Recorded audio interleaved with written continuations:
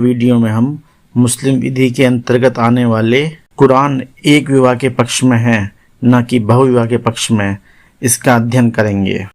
प्रश्न यह है कि कुरान एक विवाह के पक्ष में है, बहुविवाह के पक्ष में नहीं, समीक्षा कीजिए। तो चलिए देखते हैं। बहुविवाह को लेकर भ्रम या विभ्रम। पवित्र कुरान एक विवाह के पक्ष में है, बहुविवाह के पक्ष में नहीं। इसे इस प्रकार स्पष्ट किया जा सकता है। नंबर 1, इस्लाम से पूर्व अर्थात इस्लाम से पहले की स्थिति।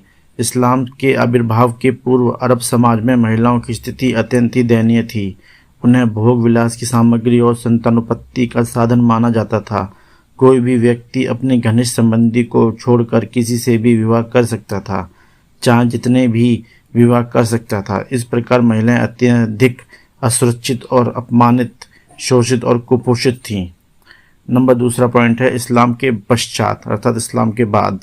इस्लाम के आविर्भाव के पश्चात हजरत मोहम्मद साहब ने कहा कि महिलाएं हमारे समाज की महत्वपूर्ण इकाई है और इनके प्रति ऐसा व्यवहार उचित नहीं है। उन्होंने यह भी कहा कि यदि कोई मुस्लिम व्यक्ति किसी महिला को अपने जीवन में रखना चाहता है तो पहले उससे निकाह कर ले और निकाह की 5 आवश्यक शर्तें बताईं, जिनका पालन किया जाना निकाह के लिए अनिवार्य है। हजरत मोहम्मद साहब ने यह भी कहा कि कोई मुस्लिम व्यक्ति एक समय में 4 विवाह कर सकता है। नंबर 3 पॉइंट है तत्कालीन आवश्यकता। मोहम्मद साहब द्वारा दी गई 4 विवाह की जो अनुमति दी गई, यह उस समय की आवश्यकता थी, न कि विलासिता। इसका कारण यह है कि अनार्थवान विरोधियों से बहुत सारी महिलाएं विधवा हो गई थीं और बहुत सारी लड़कियां अनाथ हो गई थीं और इन्हें पोषित करने के लिए कोई तैयार नहीं था। इस प्रकार से ये विधवाएं और अनाथ लड़कियां सुरक्षित नहीं थीं। इनका भयंकर शोषण एवं अपमान होता था। इसी समस्या के समाधान के लिए मोहम्मद साहब ने कड़ी शर्त के साथ 4 विवाह की अनुमति दी और यह सोचा कि पूर्ण रूप से बेसहारा और अनाथ हुई विधवाओं और लड़कियों को इस प्रकार से कुछ तो सहारा मिल जाएगा, अर्थात समाज में उन्हें एक सामाजिक परिस्थिति मिल जाएगी और उन्हें नवजीवन मिल जाएगा, सम्मान पूर्वक जीने का एक आधार मिल जाएगा।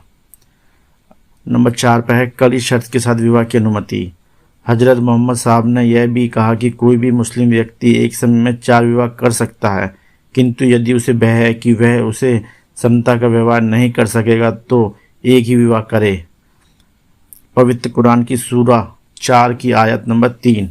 ध्यान देने की बात यह है कि कोई पुरुष एक से अधिक महिलाओं को समान स्नेह एवं प्रेम दे ही नहीं सकता, क्योंकि यह मानवीय कमजोरी है। इस चीज को महसूस करते हुए सूरा 4 की आयत 129 में यह कहा गया कि यदि कोई मुस्लिम पुरुष एक से अधिक विवाह करता है तो किसी एक पत्नी की ओर इतना ना झुक जाए कि दूसरी अधर में लटकी रहे, अर्थात सभी पत्नियों को उचित प्यार और स्नेह दे। पवित्र कुरान की सूरा 4 की आयत 129। इसी संदर्भ में मुस्लिम विधिशास्त्री फैजी महोदय ने लिखा है कि एक पत्नी का जीवन ऐसा नहीं कर दिया जाना चाहिए जैसे कि सूखी डाली।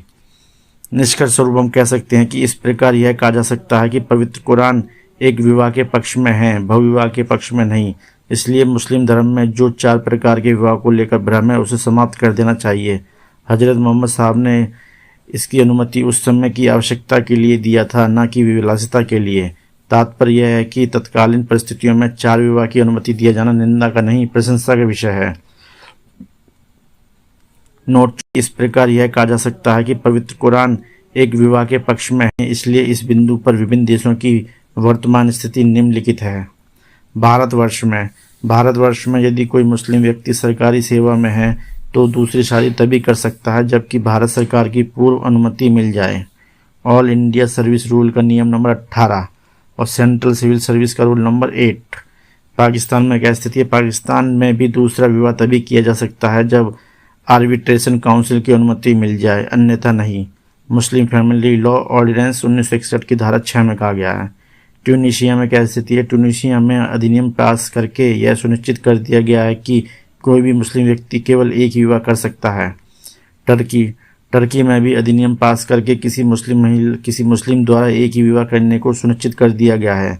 ध्यान देने की बात यह है कि जिन देशों में अधिनियम पास करके एक शादी का नियम बना लिया है वहाँ वही नियम लागू होगा, बाकी देशों में कुरान लागू होगा।